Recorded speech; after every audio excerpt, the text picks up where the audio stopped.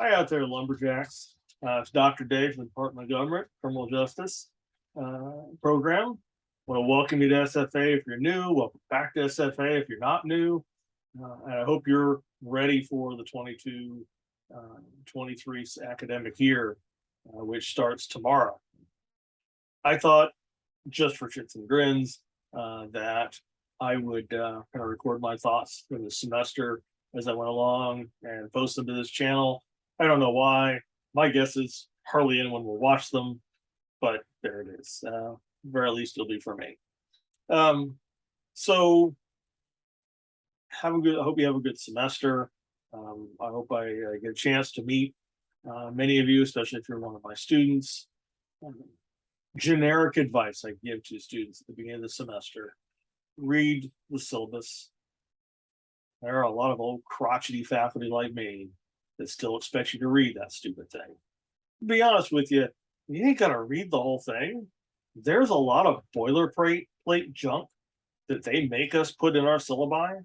You know, stuff about, and it's not really junk, but information about disability services and information about our mental health resources and information about withdrawal dates. All that stuff's important. You know, I say junk, but all that stuff's really important. But the administration makes us put all that in our syllabi, which makes the syllabi look like this long document, like the service agreement on your iPhone that nobody reads, including me. I'll probably someday come to regret that, I'm sure, as Apple and Disney and all those other corporations take over the world. But read the important parts of the syllabus. Know when your professor's office hours are. Know where their office is. Read the requirements for the course. Your syllabus is going to tell you what textbook to buy, so that you can copy that citation or copy that ISBN number and go to your favorite online place to buy textbooks, if you're not buying them on campus. You've got what is expected of you as a student in the class, and you should go ahead and read this. So okay, I need on week 1, I need to read this, and I need to turn this assignment on this date, and all that stuff is in your syllabus. A syllabus is basically a written agreement between you and the professor. The professor outlines what he expects from you, and in many cases will outline what you're to expect from him or her. So read that syllabus. We expect you to read it. And a lot of these old crotchety professors like me, we ain't going to read it to you on the first day of class because, frankly, I don't feel like starting out the semester by insulting your intelligence, which is how I felt as a student when a professor would spend 50 minutes of my time on the first day of class reading the syllabus to me, which is a colossal waste of time. You can read the syllabus for yourself. And you should, because I ain't reading it to you. Be sure to ask questions, though. Whether it's in the syllabus or in a written document that a professor gives you on Brightspace, some instructions a professor gives you, understand that those things, the syllabus, instructions, whatever, all of that stuff made sense in our heads when we wrote it. And we understood it. But sometimes when we get older as faculty, we forget what it was like to be 19, 20 years old. We forget what it is to be like to not have a lifetime of experience. And so when the syllabus makes sense to us, it might not necessarily make sense to you. Same thing with instructions for assignments. I write instructions for assignments all the time that make sense to me. And then I have students later go, fail an assignment, like, I didn't understand this. And my first question is, why did you ask me about it? All right. So regardless of who your professor is or what classes you're taking, if a professor's syllabus or instructions for an assignment, you don't get it, one, you're probably not the only one. And two, ask. That's what we're here for. A professor's office hours are on the syllabus. At SFA, we're required to be in our office a minimum of 5 hours a week for you, the student. And that's part of what you're paying for, or your parents are paying for, or the government's paying. Whoever's paying your tuition, part of what they're paying for is those office hours. Now, a lot of professors have more than just 5, but that's our minimum, what we're required to have. Whether we have those live in our classroom, sometimes we do it with Zoom and live stream, but we're required to have those things. And those hours are there for you. We get the rest of the week to teach our classes and do our research. Those office hours are for you. Now, certainly I'm going to do other things. I'm going to grade assignments. I'm going to work on my research or whatever if you don't come. And more often than not, my colleagues, I sat in my office for 3 hours and none of my students came. And then they failed the assignment. And none of them came to ask me how to do it. Make use of your office hours. Several reasons. Make use of the professor's office hours. Several reasons why you should. One, you get immediate face-to-face feedback on stuff you don't understand. 2, you get to know your professor. Okay, we get students these days that so rarely come see us in our offices that a lot of us get really super excited when a student comes by and asks us a question. We're like, yeah, I didn't waste 3 hours of my day sitting in my office. Somebody actually came. That's kind of a joke. But the truth of the matter is, when you come to office hours and ask questions, you are showing your professor that you give a damn about the class, that you're actually in it to learn something, or you are highly motivated to pass the class and do well.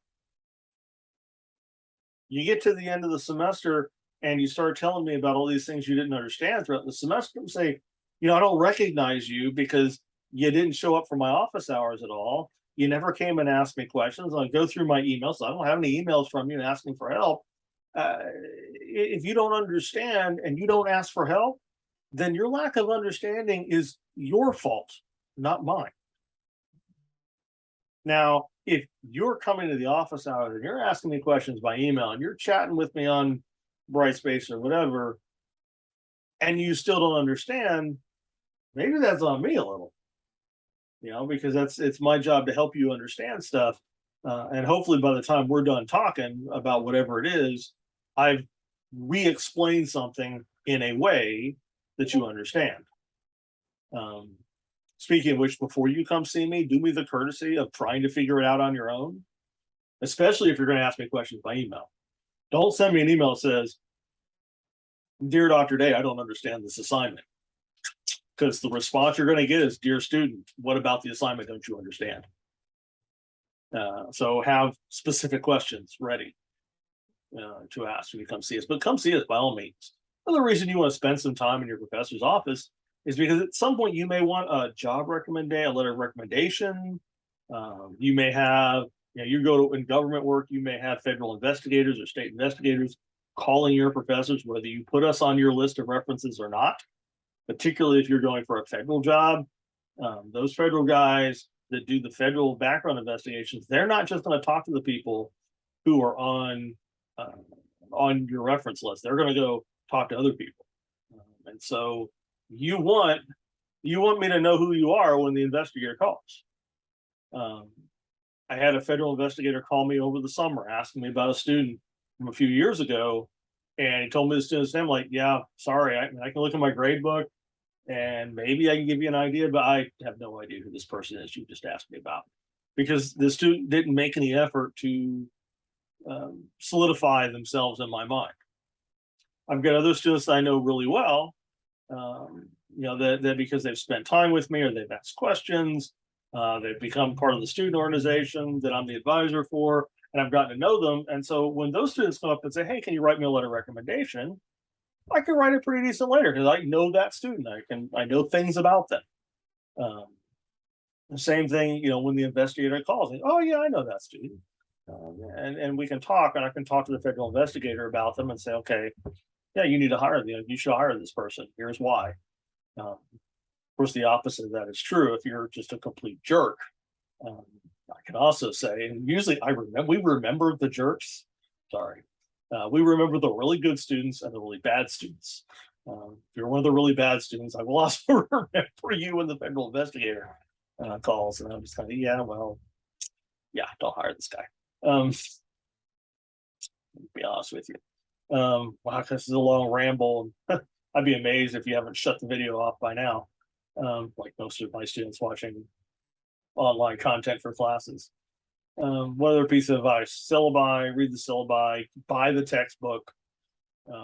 I'm not putting a textbook on the syllabus just for the hell of it, or I don't get kickbacks from the publisher.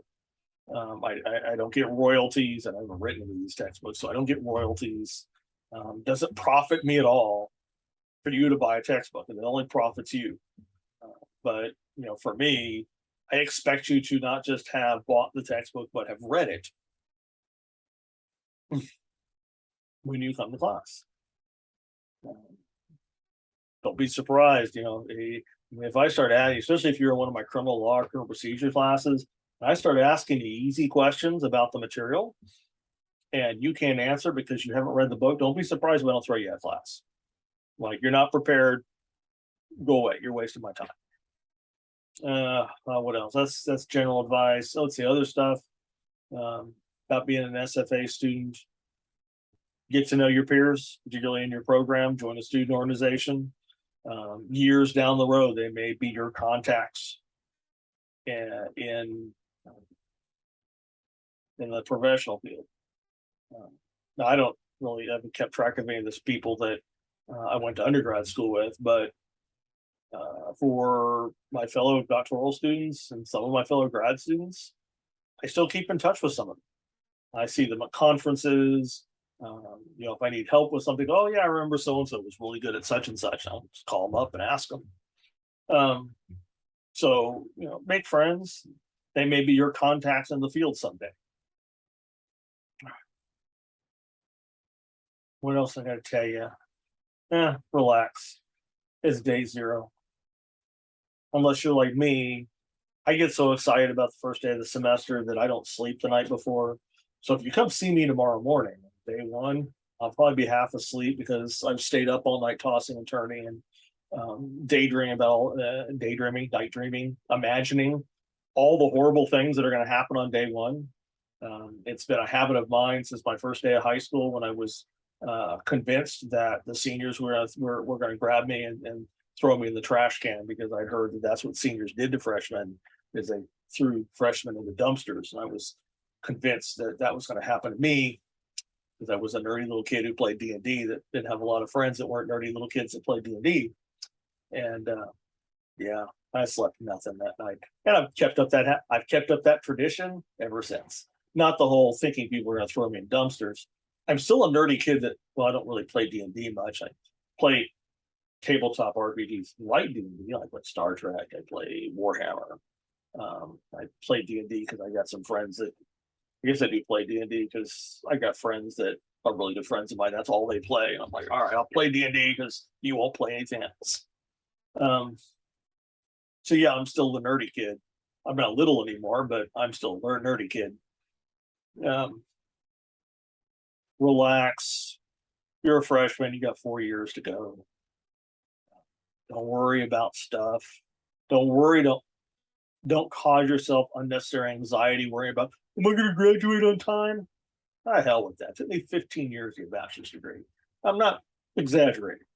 My freshman year of college was also my last semester of high school. In spring semester 1989 at Florida State University, I have a 0.0 GPA at Florida State. Yeah, apparently you have to go to class to pass your courses. I didn't graduate until 2004 at Tarleton State University. So literally 15 years to get my bachelor's degree. And then you add another 6, 7, you get a master's and a PhD. Once I took school seriously, I dropped out of college a lot before I figured out what I wanted to do. So don't panic about graduating in time. If you're a freshman or a sophomore, don't panic about, I'm not really sure if this is what I'd want to do for a living. College is a little bit about discovering who you are. You get to be a junior and you still haven't figured it out. Yeah, go get a job. That's how I finally got my stuff together, because I got a job doing something that I loved and went, hey, I need a college education to do this thing more. So if you don't really have a motivation for being a college student, find one during your first couple of years, or put a pause on that college education for a couple of years. Go out, see the world, get a real job, join the military, get a career, come up with a motivation. You're thinking, well, I could have a college degree to be successful and wealthy. Well, one, wealth is overrated. Maybe you ought to redefine success. And two, man, you know what? I got all these years of education. I used to own a house in Huntsville, and a contractor that took care of it for me. When I was renting it out, the contractor made more money than me. Dude didn't have a college degree. I know plenty of plumbers and electricians and computer technicians that make much more comfortable living than I do, drive better cars. I mean, they work many hours a week more than I do, but keep in mind, money ain't where it's at. You gotta have it to put food on the table, but it's not the end all be all in existence. Anyway, don't panic about that. Do your studies, do your homework, make sure being a student is your primary job, but don't let it stress you out. There's no such thing as graduating on time. The university's going to hate me for some of the things I'm saying in here, but oh well, I have tenure. There's really no such thing as graduating on time, even though we track 4 and 6 year graduation rates. That's us. That's our thing. Don't worry about what our thing is. Enjoy it. It'll be over before you know it, and you'll have to go out and get that real job. And I hope whatever it was you spent 4, 5, 6, 8 years in college for, I hope it's something you really enjoy. All right, that's enough rambling. You'll get to know my rambling often enough if you're one of my students. Hey, God bless you. Welcome to SFA. Come by and see me. I'm in Liberal Arts North 133. We're here for you. Us faculty, we're not monsters. We're going to do our best to convince you that we are on day one, but we're not really. Come see us, get to know us, enjoy being in college, but don't forget that being a student is your primary job, and let's not waste the money that you or your parents or the federal government are spending to get this education. All right, that's more than enough. Ciao.